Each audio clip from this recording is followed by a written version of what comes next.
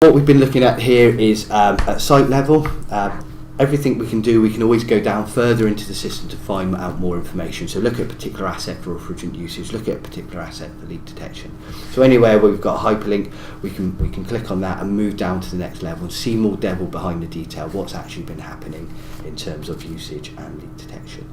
So I'm just going to sort this by a different column here on the alarms for leak detection.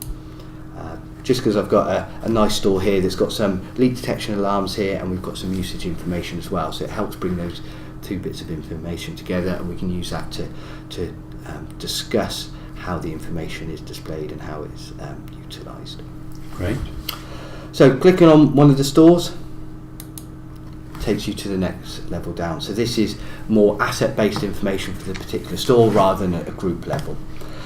There's always two bits of information that's displayed on here. We have the refrigerant leak detection information at the top here, and if we go further down, we have the refrigerant asset information.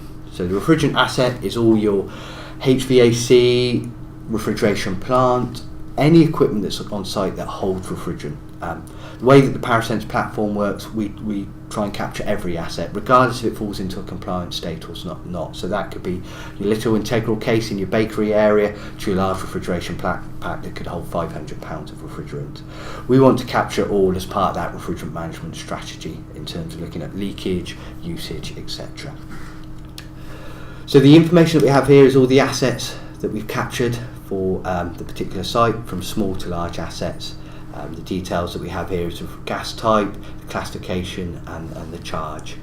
The other information here further over is actually how much refrigerant has been used over the period that we've looked at, and the charge rate as well. So we've moved from the store to the individual assets, are they compliant or not, and the leakage rate. So we can look at further on into an individual asset to see all the usage history regarding it. So again, like looking at the store's information, we're at the site. If we look at a particular asset, the rack A here that's used 200 pounds of refrigerant, we can see the devil behind the detail, when it was added. So we have those lines of information here. So the date it was added, who it was added by, the amount that was added, and some information on where the leak was, the cause of it, and if it was chargeable, etc. to the customer. All that information it attributes to the refrigerant usage. Right.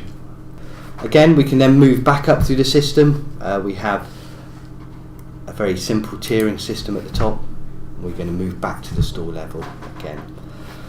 As well as the refrigerant usage information, we've got the leak detection alarm information. Those two bits of information together are a very powerful tool to drive down refrigerant usage.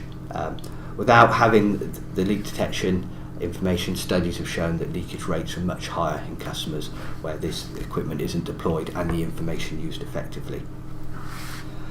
What we have here is all the refrigerant leak detection channels here and all the alarm information that we went through earlier in terms of the rationale behind that.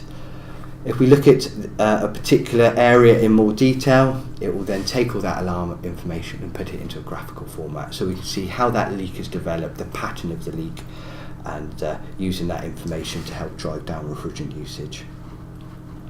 Those could be refrigeration packs, coolers or display cases, all the areas that are key to refrigerant containment.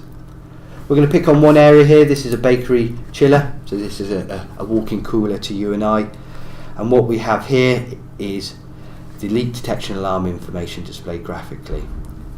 It's a great tool to look at how leaks develop, this whole small to large pattern, are they on defrost, helping you maintainers to pinpoint where those leaks are and reduce the usage. The tool is very powerful. We can look at it in more detail through the website, and we have here the levels of leak detection alarm information here. So you can see for this particular leak event here, how the leak has slowly developed over time until they've had a catastrophic event. So it's at these levels here we're trying to alarm, signal to the maintainer to go in and rectify the leak before we get to these high events. The beauty about the leak detection information as well is once that leak has been repaired, it's a great tool to check that has that leak actually been verified, has it been fixed properly by your maintainer. So it's like a police tool out the back of it as well. In this particular example we've got here, we can see some alarms, we've had a high event, they've gone in and fixed it, but again the leak has developed again, and you can see a pattern that's attributed to this leak. So is it on defrost? Have they actually fixed it properly? And if we zoom out again, the tool is very flexible. You can see they've had to go back multiple times before they've actually fixed the event. But the power of the leak detection is checking that, ensuring that leak has been fixed properly, and ensuring that the refrigerant usage is kept to a minimum. Yeah, you can just imagine how much they would have actually leaked if you hadn't picked up on that first one, and the risk of your fridges getting too hot and losing all that food. Exactly. Cool. So hopefully you found that useful. That was a short snippet into a very precise subsection of the software. There's lots more capability within it, and if there's anything in particular that you'd like to know more about, reach out to us directly, and we will hope to make some more training videos going forward. Thank you for watching. Thank you for watching. Bye for now.